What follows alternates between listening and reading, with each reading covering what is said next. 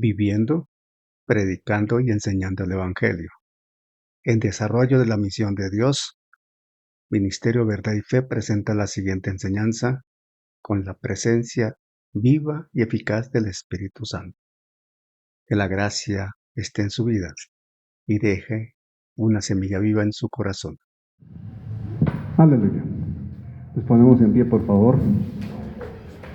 Hermano Henry, no cuelgue la guitarra. Nos ponemos en pie porque vamos a orar al Señor. Nos ponemos contentos porque hay una heredad que nos espera. El Señor nos la prometió. Él dice en su palabra que está preparando allá un terrenito para nosotros, un apartamento para nosotros. Y Él lo está preparando. Pero Él nos promete que Él es nuestra herencia. Dice la palabra que Él es nuestra herencia, ¿verdad? Amén. Gloria al Señor, aleluya. Vamos a entonar esa alabanza. Hay una patria que Cristo ofrece. Es para aquel que ha depositado su fe y toda su confianza en el Señor. Amén. Hay una patria que Cristo ofrece y quiere darnos la heredad. Gloria al Señor. Hay una patria que Cristo ofrece y quiere darnos la heredad. Pero sin fe no podemos tenerla. Pero sin fe no podemos llegar. Pero sin fe no podemos tenerla. Pero sin fe no podemos llegar. Allí cantaremos con palmas en las manos. Allí cantaremos por la eternidad. Gloria al Señor. Allí cantaremos con palmas en las manos. Allí cantaremos por la eternidad.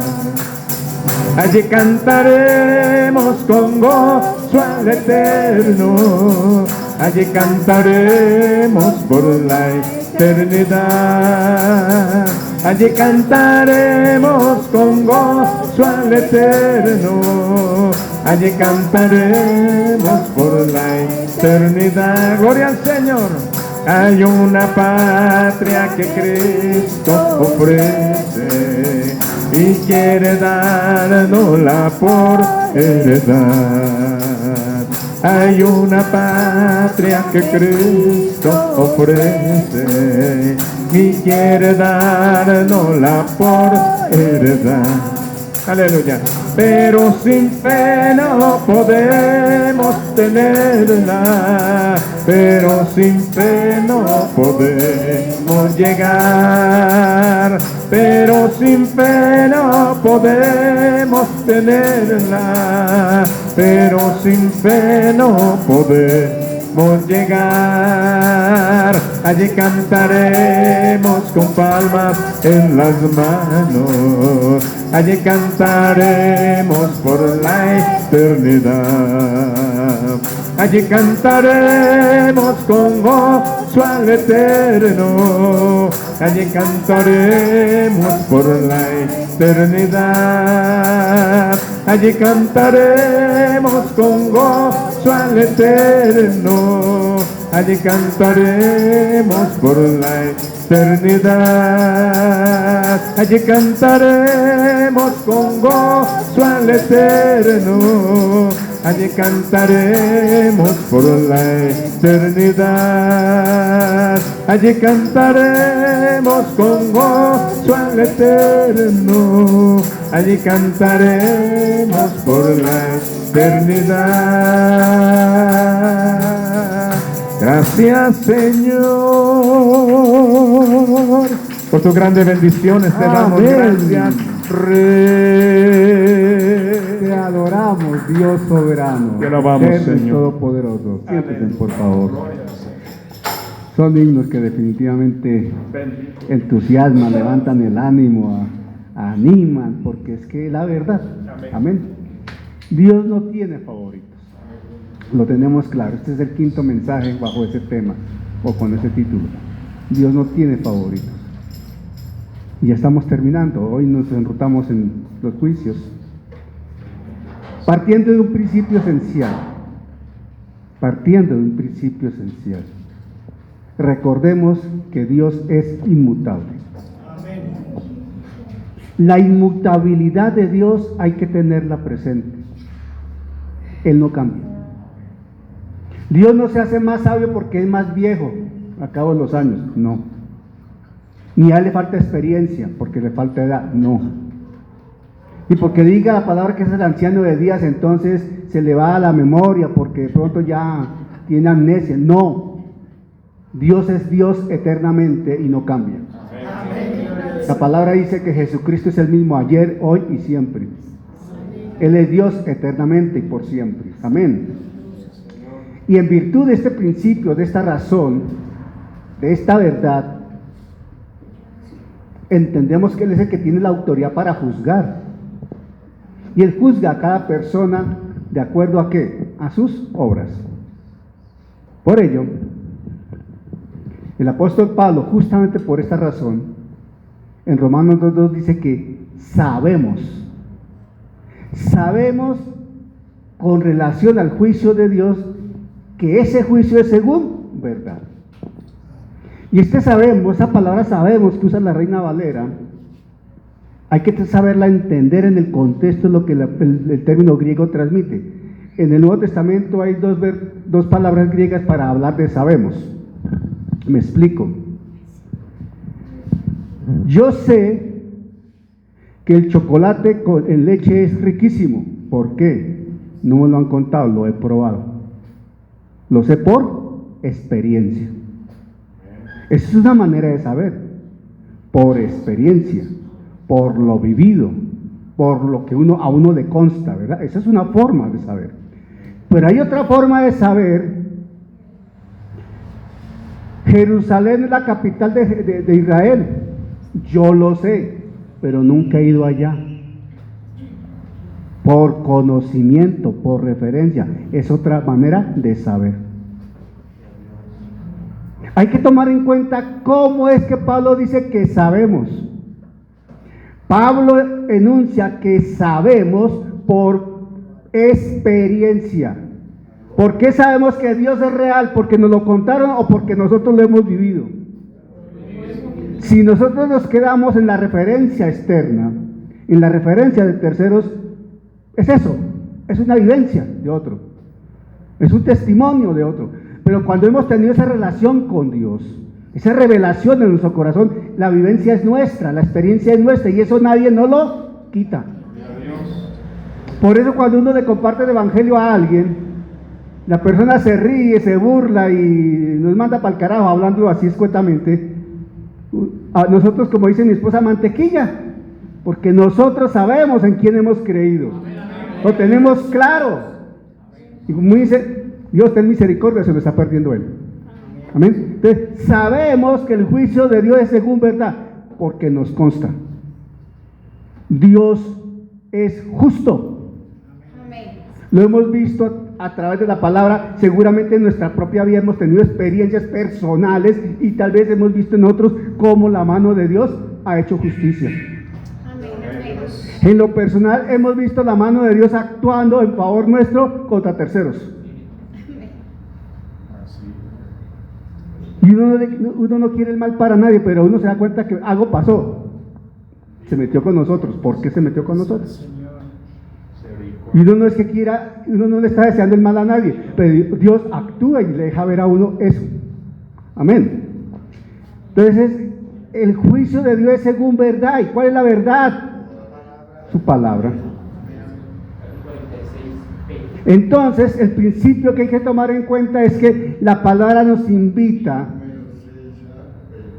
cuando tenemos referencia, conciencia de los juicios de Dios, el mandamiento no experimentará mal, y el corazón del sabio discierne el tiempo y el juicio. O sea, que Dios le garantiza en su palabra, en su sabiduría, que si eres obediente, No te puede ir mal. Con Él no. Porque Él es justo. Lo vuelvo a leer. El que guarda el mandamiento no experimentará mal. Y el corazón del sabio discierne el tiempo y el juicio. ¿Cómo dice en otra? Escuchemos cómo dice en otra versión. En TLA.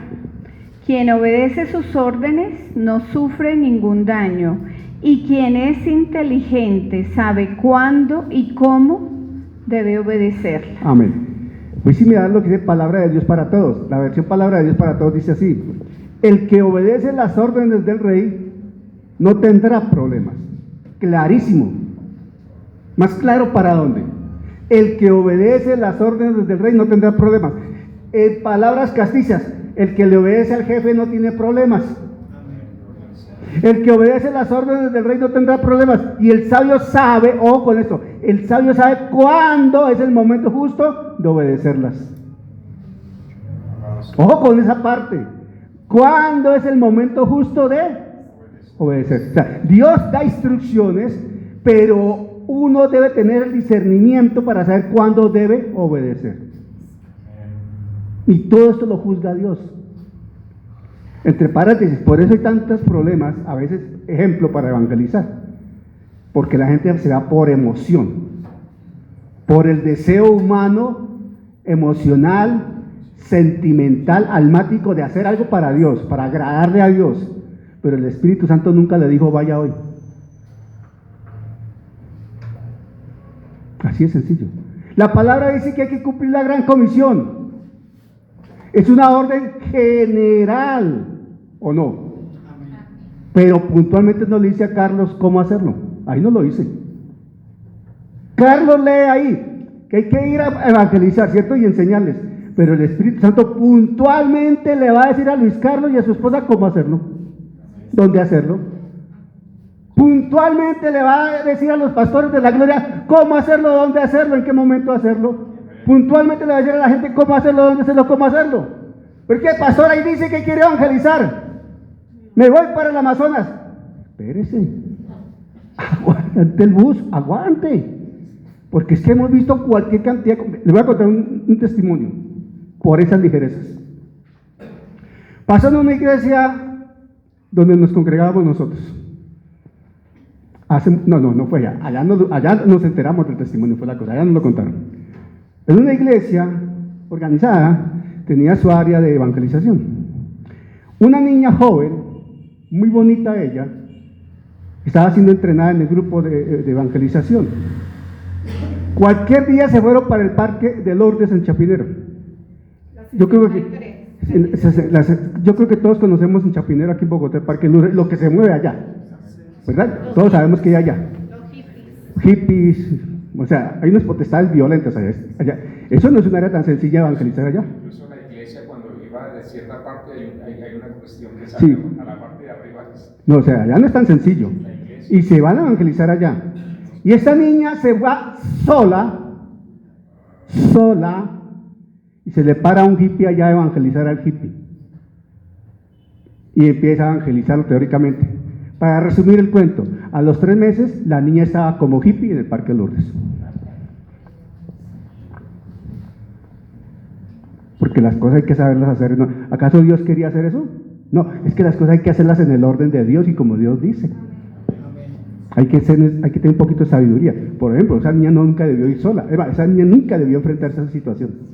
Y si iba a ir a vivir la experiencia, alguien debió asumir la responsabilidad y que ella fuera observadora para ver cómo se afrontaba una situación de esas.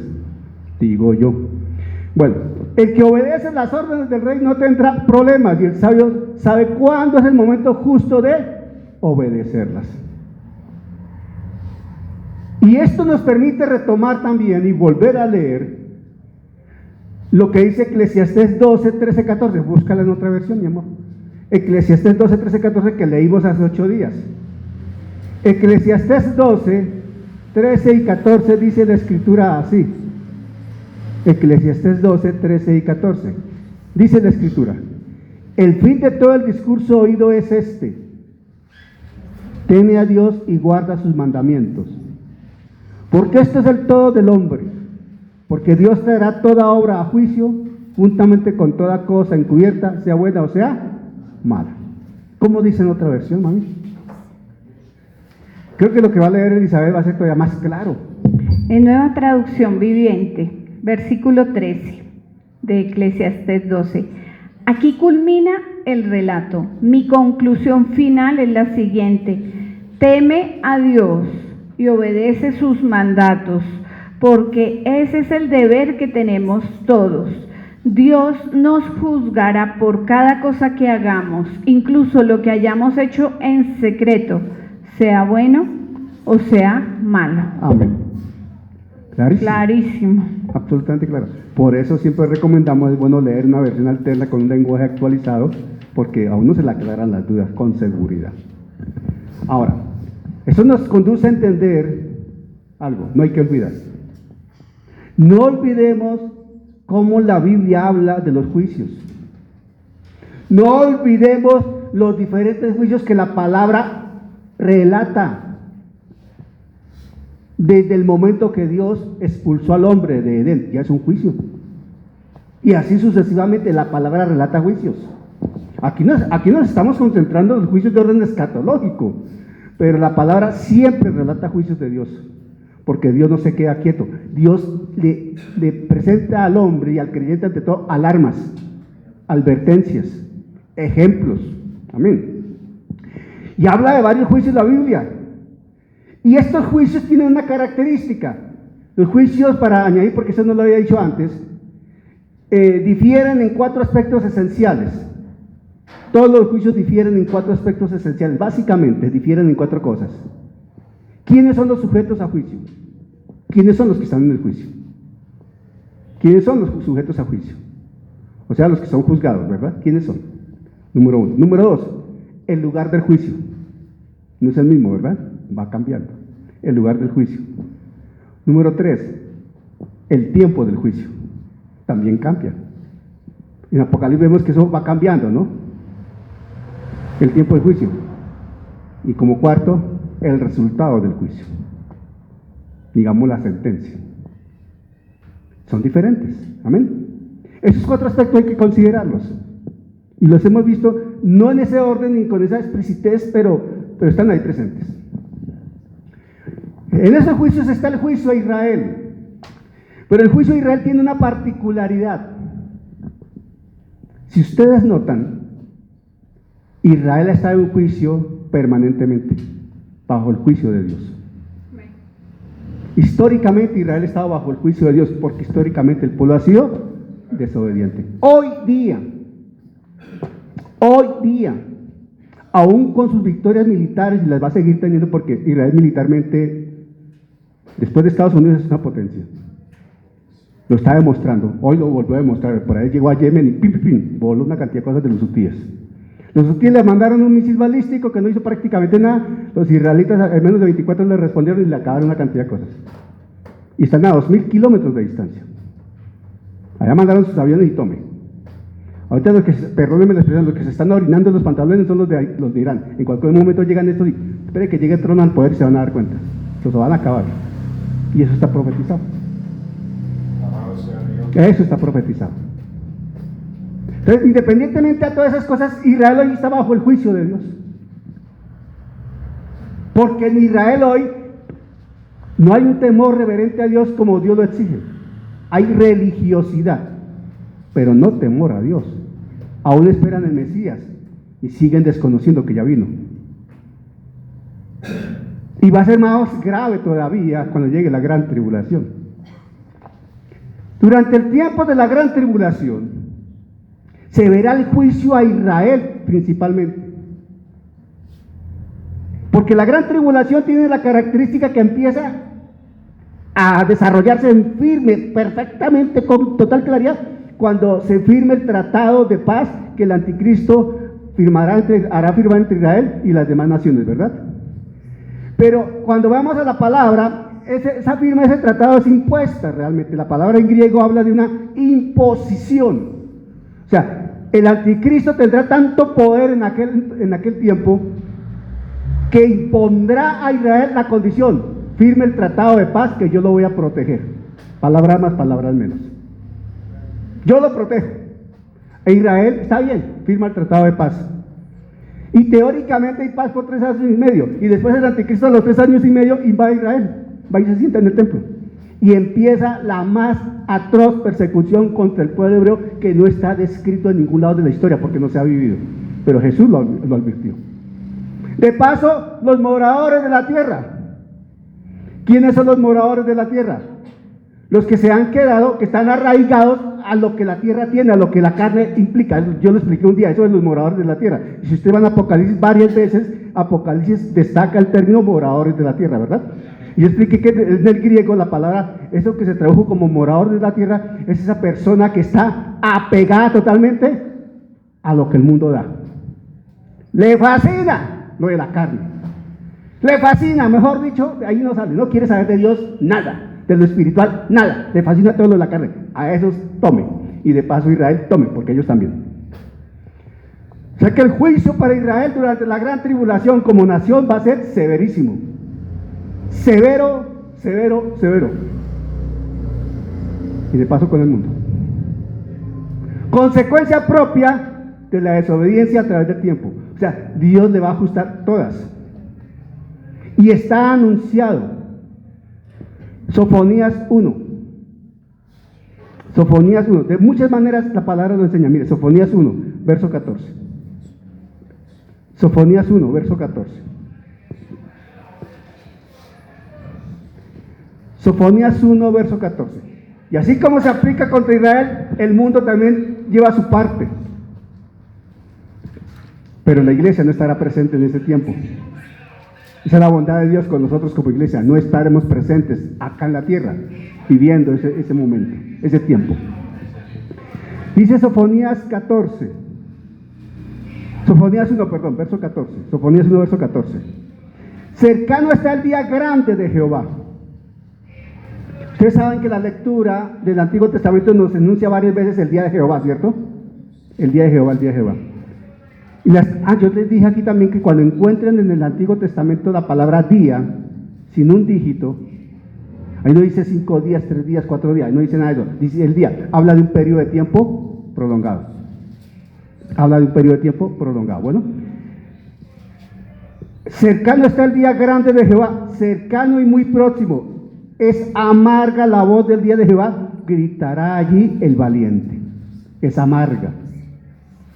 Día de ira aquel día, día de angustia y de aprieto, día de alboroto y de asolamiento, día de tiniebla y de oscuridad, día de nublado y de entenebrecimiento, día de trompeta y de algazara sobre las ciudades fortificadas, sobre las altas torres. Y atribularé a los hombres y andarán como ciegos porque pecaron contra Jehová. El verso 17 es clarísimo. Pero ahí se está centrando fundamentalmente, aunque habla del mundo en general, porque se extiende el mundo, ahí se está concentrando ¿en quién? En Israel. Y atribularé a los hombres y andarán como ciegos porque pecaron contra Jehová, y la sangre de ellos será derramada como polvo y su carne como estiércol. Dura, dura, dura la palabra profética para el tiempo de la gran tribulación. Eso va a pasar con Israel. Israel va a ser asediada como la historia no lo ha presentado. O sea, Hitler se quedó en pañales, hermano. Hitler al pie de lo que va a pasar con Israel es un aprendiz. Jerusalén va a ser atacada. Y en el último momento es cuando ellos van a recordar que hay un Dios por misericordia del cielo. Van a recordar que hay un Dios. Y van a clamar el Salmo 121. ¿Cómo dice el Salmo 121? Alzaré mis ojos a los cielos. ¿Qué dice? Ese es. Ese día clamarán ese salmo. Y el Señor vendrá, intervendrá y salvará el remanente de Israel. Ahora, atención a esto. Es diferente. La Escritura habla de la salvación de Israel como nación. Pero la Escritura habla de la salvación del individuo como individuo, ¿cierto que sí? La Escritura, ¿por qué habla de Israel como nación y que se rebelaron contra Jehová, contra el Señor? Por lo siguiente. Cuando Jesús, desde el Antiguo Testamento, los líderes de la nación, empezando por el rey, los líderes de la nación son los que representan a la nación. Y ellos se rebelaron contra el Señor. Entonces, de plano, toda la nación se rebeló contra la nación. El líder, si el líder se rebelaba, la nación se rebelaba. Si el líder obedecía, la nación obedecía. Cuando Jesús, dice la Escritura en Hechos, que todos se rebelaron contra el Señor, que así estaba profetizado y planeado en el plan de Dios, estaba establecido de esa manera. Herodes, Poncio Pilatos, el pueblo, todo el Sanedrín, todos. El liderazgo se rebeló contra el Señor y quiso matarlo, con ello la nación, aunque haya gente que hubiese en su corazón tenido dolor. ¿Me estoy explicando? Esos aislados con el Señor, bien, pero la nación con el Señor, mal. Entonces, la nación como nación solamente será un remanente el que entre a salvación, terminada la gran tribulación. La inmensa mayoría va a perecer, 3/4 partes va a perecer. Yo hablé aquí de la cantidad de muertos que iba a haber, pero eso es cierto.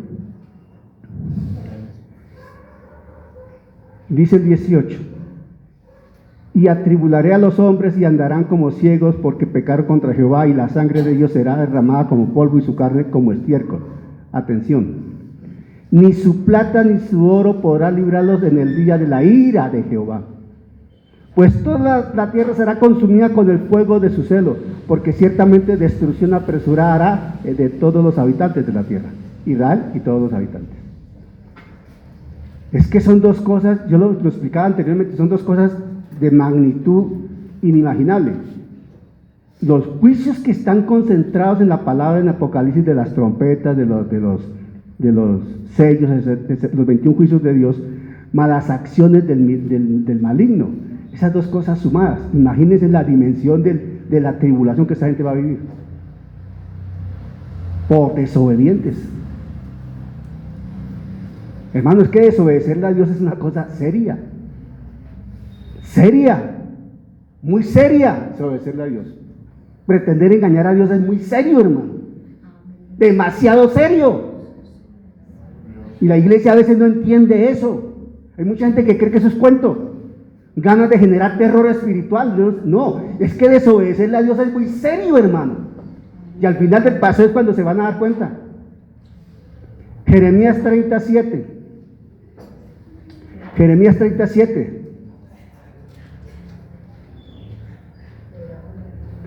Dice Jeremías 37. ¡Cuán grande es aquel día! Está entre admiración.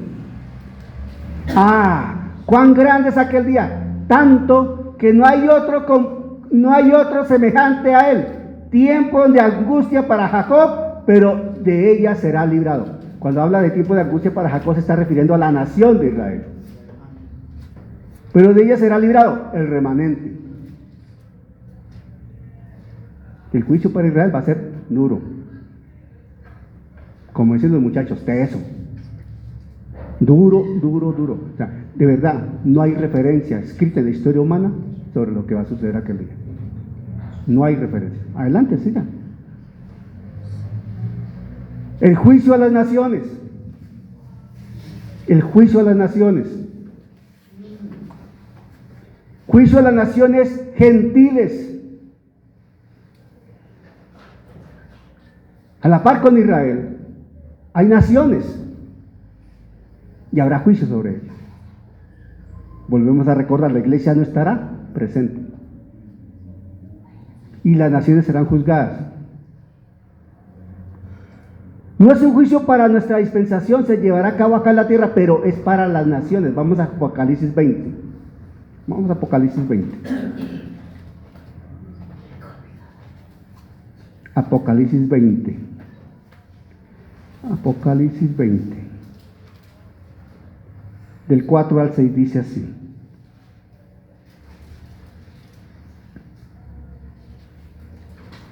Y vi tronos y se sentaron sobre ellos los que recibieron facultad de juzgar. Y vi las almas de los decapitados por causa del testimonio de Jesús y por la palabra de Dios, los que no habían adorado a la bestia ni a su imagen, y que no recibieron la marca en sus frentes ni en sus manos, y vivieron y reinaron con Cristo 1000 años. Pero los otros muertos no volvieron a vivir hasta que se cumplieron 1000 años. Esta es la primera resurrección. Las naciones. Antes de seguir aquí, me acuerdo. Ustedes recuerdan que en Génesis hay un pasaje donde el Señor le dice a Israel que va a ir a Egipto, el Señor le dice a Abraham que su pueblo irá a Egipto y que estará allí 400 años en esclavitud. ¿Qué más le dijo el Señor ese día a Abraham? ¿Se acuerdan? ¿Se acuerdan ustedes qué más le dijo el Señor? El Señor le dijo a Abraham, y yo me vengaré, yo castigaré a esa nación. ¿Sí dice eso o no dice eso la Escritura? Sí lo dice. El Señor ya advertía desde aquel entonces que aunque Él permitiría que Israel, en su castigo, Israel fuera cautivado, fuese rehén de otras naciones tipo Babilonia, tipo Egipto, todas estas cosas, el Señor tomaría venganza sobre esas naciones. También la Escritura dice, bendeciré a quien te bendijere y maldeciré a quien te maldijere. Cuando el Señor habla del juicio a las naciones, está tomándole a cuenta a las naciones el trato con Israel. Aún en estos tiempos. Aún en estos tiempos. Los presidentes que en representación de sus gobiernos han atacado a Israel políticamente desde la ONU, desde donde sea, le darán cuentas al Señor y esas naciones darán cuentas al Señor. Desgraciadamente ahí está Colombia.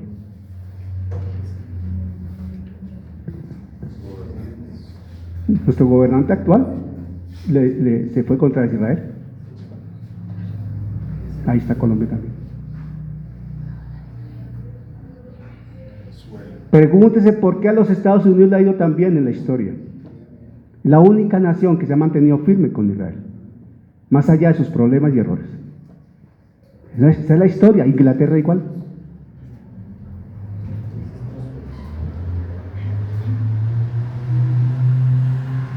Todas las naciones vendrán después de la gran tribulación para ser juzgadas por el trato que dieron a Israel y a los creyentes también durante la gran tribulación. Atención. Durante la gran tribulación se va a predicar el Evangelio, ¿verdad? Se va a predicar el Evangelio durante la gran tribulación. Y el Señor está preparando 144,000.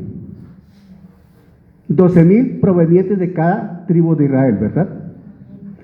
No quiere decir esto, para hacer claridad exegética, interpretativa, no quiere decir esto que sean personas estrictamente nacidas en Israel, allá en la tierra de Israel, no, con ascendencia judía de las tribus de Israel. ¿Me explico?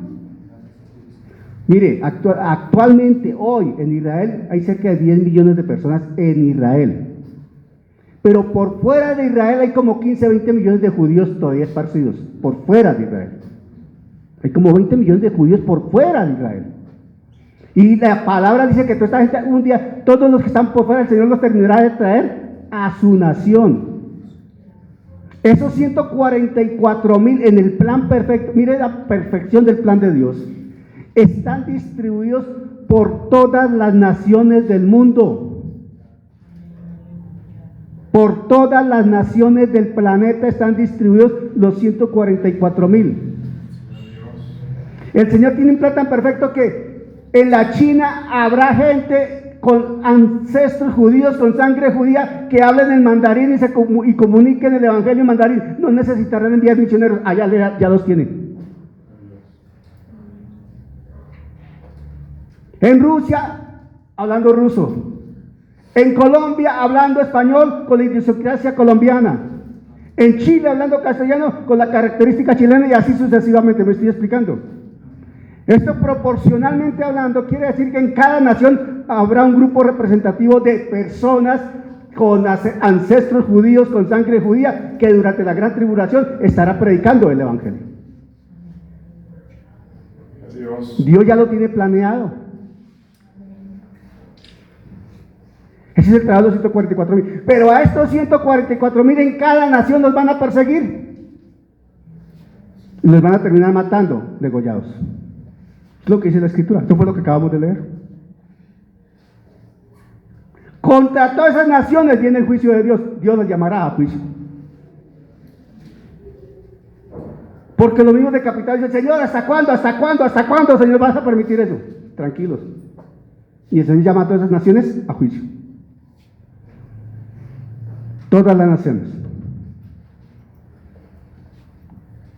Finalizando la gran tribulación, antes de empezar el milenio.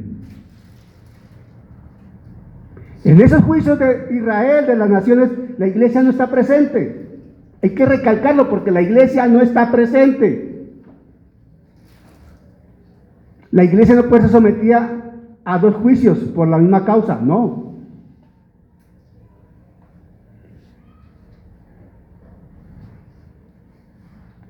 La iglesia estará en una condición de dominio y de señorío con el Señor como esposa del Cordero, juzgando también, en autoridad, en gobierno. Amén.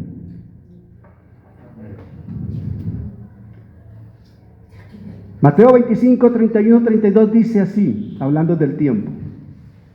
Mateo 25, 31, 32. Recordemos que Mateo 25 es el complemento del pasaje escatológico de Mateo 24, ¿verdad? Mateo 25, 31, 32 dice: cuando el Hijo del Hombre venga en su gloria y todos los santos ángeles con él, entonces se sentará en su trono de gloria. Estoy leyendo Mateo 25, 31, 32. Cuando el Hijo del Hombre venga en su gloria y todos los santos ángeles con él, y ahí está también la iglesia, entonces se sentará en su trono de gloria y serán reunidas delante de él todas las naciones. ¿Y serán reunidas delante de él qué? Ahí dice todas las naciones, no dice algunas. Todas las naciones, y apartará los unos de los otros como aparta el pastor las ovejas de los cabritos. El remanente de Israel será apartado.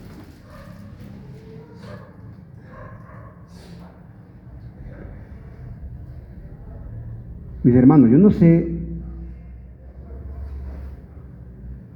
si alguno de ustedes se ha sentado a reflexionar en torno a esto.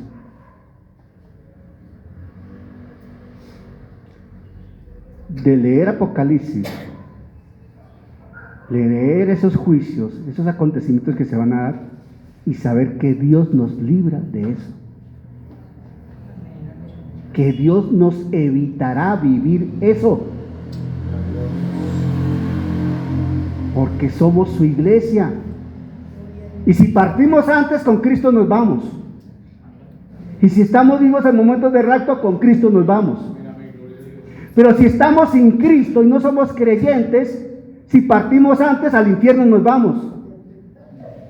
Y cuando llegue el momento del juicio del gran trono blanco, resucitaremos para escuchar la sentencia eterna al lago de fuego. De tal manera que es un momento para uno decirle: Señor, gracias. Gracias. Mire lo que dice Joel 3, 1 y 2. Joel 3, 1 y 2. Joel 3, 1 y 2. Dice Joel 3, 1 y 2. Joel 3, 1 y 2. Porque he aquí que en aquellos días y en aquel tiempo en que haré volver la cautividad de Judá y de Jerusalén, reuniré a todas las naciones y las haré descender al valle de Josafat. Y allí entraré en juicio con ellas a causa de mi pueblo y de Israel mi heredad, a quienes ellas esparcieron entre las naciones y repartieron mi tierra. Despiértense las naciones y suban al valle de Josafat, porque allí me sentaré para juzgar a todas las naciones. Terrible. ¿Es claro? En el valle de Josafat. Terminada la gran tribulación, habiendo descendido el Señor Jesucristo, habiendo sometido a sus enemigos, ya en inicios, el preludio de todo lo que va a ser su reinado milenial. Miren lo que dice Isaías 2.4. Isaías 2.4.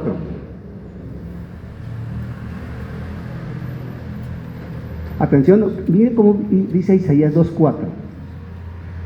Y esto nos da luz cuando decimos que es el inicio del reino milenial.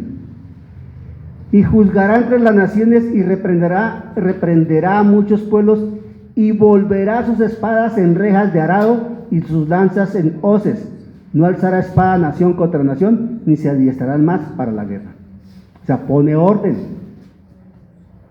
Acaba con los ejércitos. Le da un norte a la población del mundo. Porque Él es el que está en ese momento en dominio y señorío. Es una acción también de misericordia de Dios con las naciones de la tierra.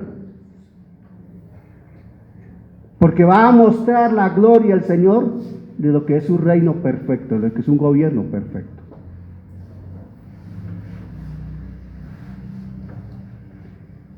Y dice por allá en Mateo 25:46. Mateo 25:46. E irán estos al castigo eterno y los justos a la vida eterna. El Señor va a tomar cartas serias en el asunto. Y sin forma de decir, no Señor, yo no sabía. No Señor, fue que me dijeron. No Señor, es que no vale nada. Ya no hay nada que hacer. Escuche y aprenda. Aleluya. Aleluya. Esto se pone bueno, hermano.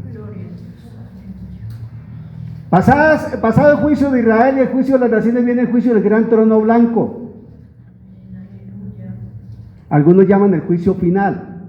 Bueno, el juicio del gran trono blanco. Eso está en Apocalipsis 20 del 11 al 15. Apocalipsis 20 del 11 al 15 dice Apocalipsis 20 del 11 al 15: y vi un gran trono blanco y el que estaba sentado en él, desde delante del cual huyeron la tierra y el cielo, y ningún lugar se encontró para ellos. Y atención, dice así: y vi a los muertos, grandes y pequeños, de pie ante Dios, y los libros fueron abiertos, y otro libro fue abierto, el cual es el libro de la vida. Y fueron juzgados los muertos por las cosas que estaban escritas en los libros según sus obras. Y el mar entregó los muertos que había en él, y la muerte y el Hades entregaron los muertos que había en ellos, y fueron juzgados cada uno según sus obras. Y la muerte y el Hades fueron lanzados al lago de fuego. Esta es la muerte segunda. Y el que no se haya inscrito en el libro de la vida fue lanzado al lago de fuego. Amén. ¿Cuál es la principal característica del juicio del gran trono blanco? Ese juicio es para todos los rebeldes de la historia. Todos los que se hayan rebelado contra Dios, todos los que hayan rechazado a Jesucristo, todos los que se hayan creído cristianos. Miren lo que estoy diciendo: todos los que se hayan creído cristianos. Aquellos que fueron 55 años a una iglesia pero nunca nacieron de nuevo. Nunca nacieron de nuevo. Así hayan sucedido milagros y prodigios, pero nunca nacieron de nuevo. Van a estar allá. Mateo 7, 21, 22, 23 lo dice con claridad: nunca os conocí, alejados de mí, hacedores de maldad. Señor, Señor, pero en tu nombre hicimos milagros, en tu nombre hicimos prodigios, en tu nombre hicimos, en tu nombre hicimos. Alejados de mí, no os conozco. Eso debe ser bien duro. Muchos que se creían creyentes. Sorpresas para muchos. Sorpresas. Después del milenio, los muertos de todos los tipos estarán allí. Todos los que murieron sin aceptar a Jesucristo como Señor y Salvador, sin haber nacido de nuevo, van a ser lanzados ¿a dónde? Al lago de fuego. ¿Por qué? Porque los cristianos, los nacidos de nuevo, ya fuimos juzgados. ¿Dónde? En la cruz del Calvario. ¿Y dónde presentamos cuentas de nuestros hechos? En el tribunal de Cristo. ¿En qué condición estará la iglesia en el juicio del gran trono blanco? Es una buena pregunta de examen, mami. ¿En qué condición estará la iglesia en el juicio en el juicio del gran trono blanco? La iglesia estará en condición de esposa del Cordero, observando el juicio. Ahí estará la iglesia. Amén. Ahí estaremos nosotros. Otro aspecto, atención, vamos a Apocalipsis 19:20. ¿Están en Apocalipsis 19:20?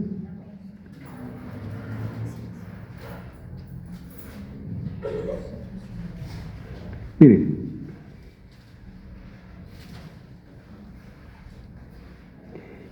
Apocalipsis 19:20. Y la bestia fue apresada y con ella el falso profeta que había hecho delante de ella las señales con las cuales había engañado a los que recibieron la marca de la bestia. Y había adorado su imagen. Estos dos fueron lanzados vivos dentro de un lugar de fuego que arde con azufre. Los que adoraron ¿a quién? A la bestia. Los que se dejaron marcar, los que fueron cautivados, ellos no tendrán opción de salvación, van directico al lago de fuego. Pero la marca de la bestia no es la vacuna del COVID. La marca de la bestia no es el famoso chip. Es que a nosotros no nos importa cuál va a ser la marca de la bestia, hermano. La marca del anticristo, eso no nos importa a nosotros. ¿Por qué, Pastor Daniel, no nos importa? Porque nosotros no estaremos en este planeta, hermano. Como iglesia no estaremos aquí. ¿A mí qué me va a importar cómo va a ser la marca? Si yo no voy a estar aquí. ¿Que quién va a ser el anticristo? Eso a mí no me interesa. Yo no voy a estar aquí, porque como iglesia estaré en el cielo con el Señor. Hay que entender eso. No te preocupes por quién va a ser el anticristo y cuándo va a aparecer. No te preocupes porque estaremos en el cielo. Es que hay gente que se arruina su vida, y no es broma, se arruina su vida, se asustan, viven atemorizados porque el anticristo y la marca de la bestia. Hermanos, si el anticristo aparece es después de que la iglesia sea raptada, usted y yo estamos asegurados en Cristo. ¿Usted qué se preocupa? No, pero es que el anticristo, hermano. Entienda, hermano, entienda.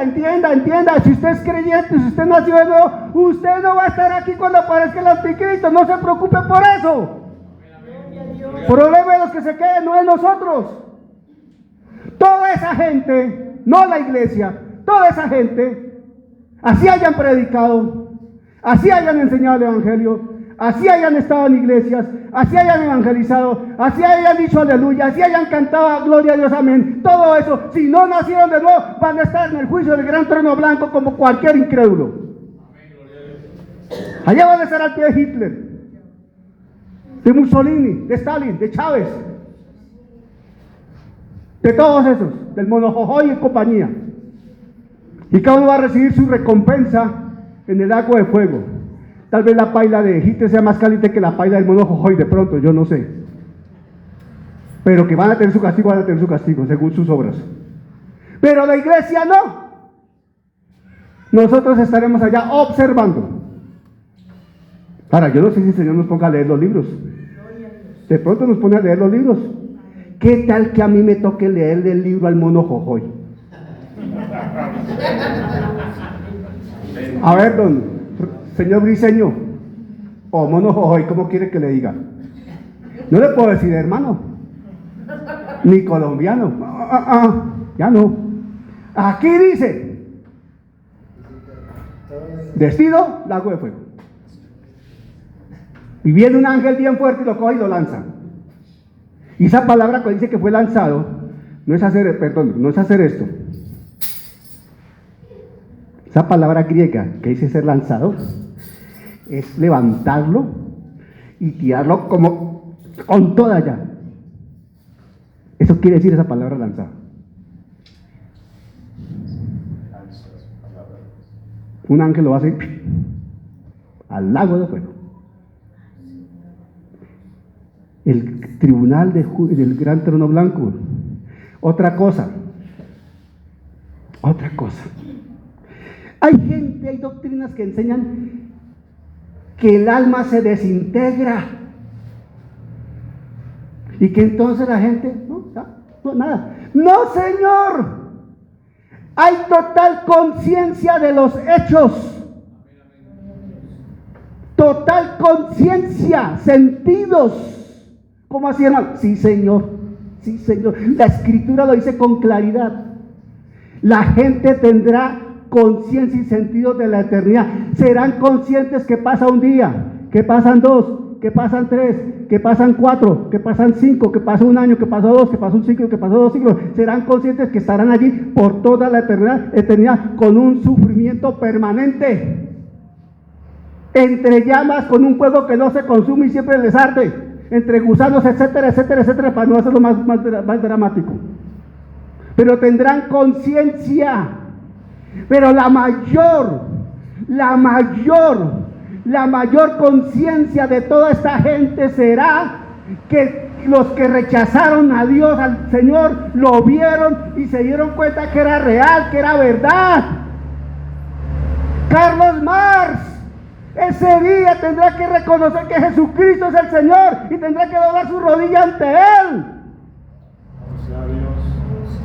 Federico Engels, lo mismo. Friedrich Nietzsche, lo mismo. Fidel Castro, lo mismo. Todos estos comunistas, lo mismo. Todos estos marxistas, lo mismo. Todos estos ateos, lo mismo. Pero lo más duro va a ser para los que predicaron el evangelio falso. Porque se van a dar cuenta que con Dios no se juega y por la eternidad tendrán conciencia que tuvieron la oportunidad de ser salvos y patearon la salvación, vituperando el nombre de Cristo. Trate de dimensionar por un momento esa eternidad, sabiendo que pudo haber sido salvo y no lo fue porque se enfrentó al Dios eterno, porque por unos pesos vendieron el evangelio, prostituyeron la fe, vendiendo la fe a la gente, manipulando la fe por unos centavos. ¿De qué les sirven sus mansiones? ¿De qué les sirven sus aviones? ¿De qué les sirven sus millones? ¿De qué les sirven sus viajes a través del mundo? ¿De qué les sirven sus cadenas de radio y televisión? ¿De qué les sirve si están condenados al lago de fuego? Ese es el juicio del gran trono blanco, porque con Dios no se juega. Sépase y entiendas, hermano, hermana, con Dios no se juega. La palabra dice que Dios no puede ser burlado. Eso dice la Escritura. Allá estarán. Por ello, hablando del juicio del gran trono blanco, voy terminando. El rechazar y no aceptar la obra completa del Señor en la cruz como el pago completo por los pecados, como la única salida de salvación, es un crimen contra la vida eterna. Ese día se darán cuenta. Cuando estén allá se darán cuenta.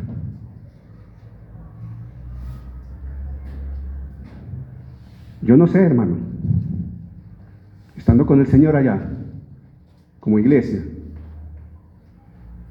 el Señor en su majestad y uno al lado de Él, y que de pronto veamos a aquel hombre que me pidió plata para el día del matrimonio, aquel pastor. Te conté, ¿no? El día del matrimonio, este hombre, hablé con él y me dice, hermano, claro, y te preparas una gran ofrenda para ese día del matrimonio, pidiéndome plata para casarme. Que uno esté ahí, esté viendo caras que tal vez alguna vez estiró frente a uno predicándole. Hermano, estamos hablando de cosas serias que tienen un efecto eterno.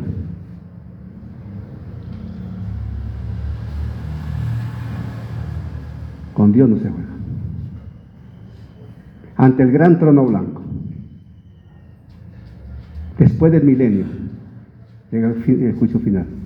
Todos los que están, todos los muertos impíos van a resucitar ese día. Todos, no va a quedar ni uno solo, empezando por Caín. Allá estarán,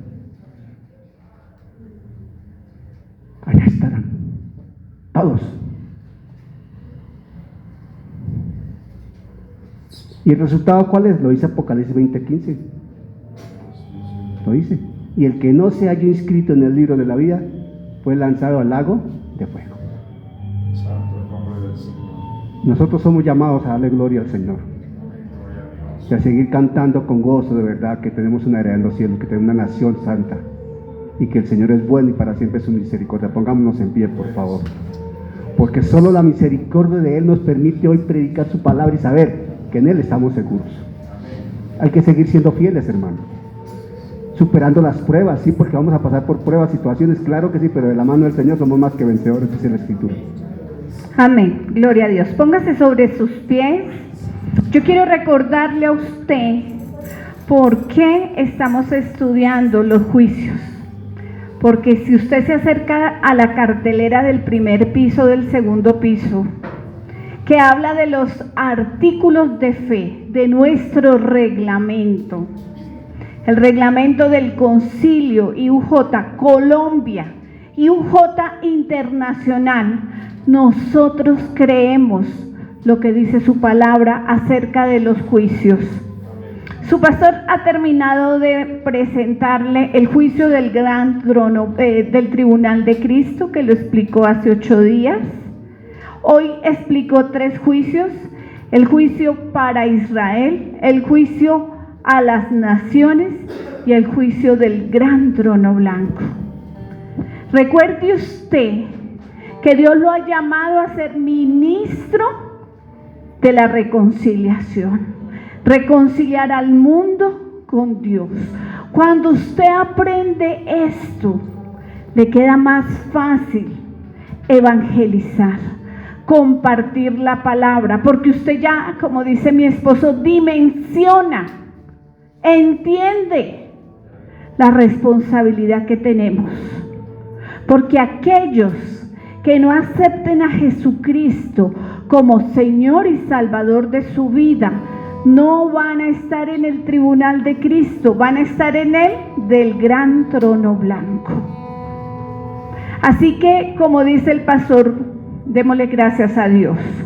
Solo quiero recordarles que nosotros, junto con mi esposo, más que pastores, somos ministros. Nuestra credencial dice ministro especializado o ministro que se ha graduado y ha especializado. Para el próximo año, el Instituto Bíblico OREB trae una nueva metodología a distancia para aquellos que no se pueden conectar los sábados en la tarde.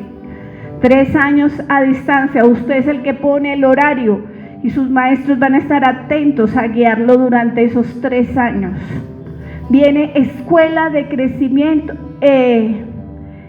Héctor Cárdenas, Escuela Ministerial Héctor Cárdenas. Vamos a estar llevando adelante todo esto. Así que si usted quiere aprender más para servirle cada día mejor al Señor, hay cómo hacerlo. Amén. Cierre sus ojos. Señor, te damos toda la gloria y la honra, papito Dios.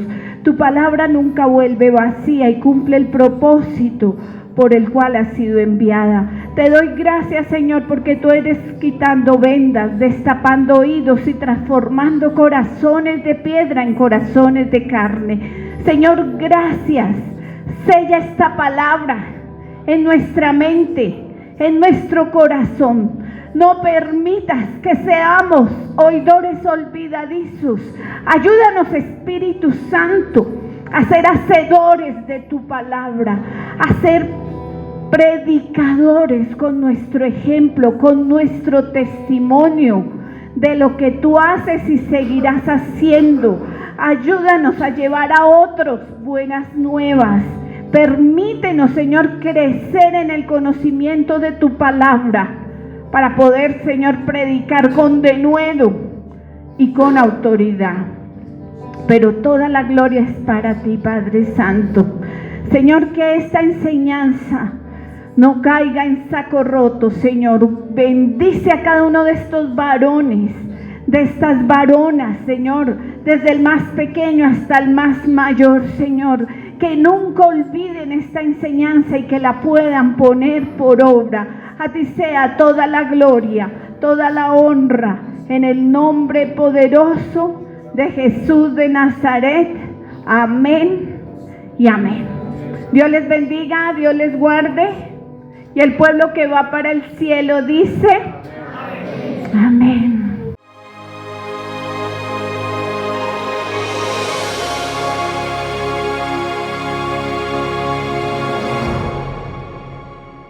Gracias al Señor por su obra en cada corazón, con su palabra viva, y que sea el Espíritu Santo generando en ustedes un amor profundo por la palabra del Evangelio de Jesucristo, para alabanza de su gracia y gloria de su nombre.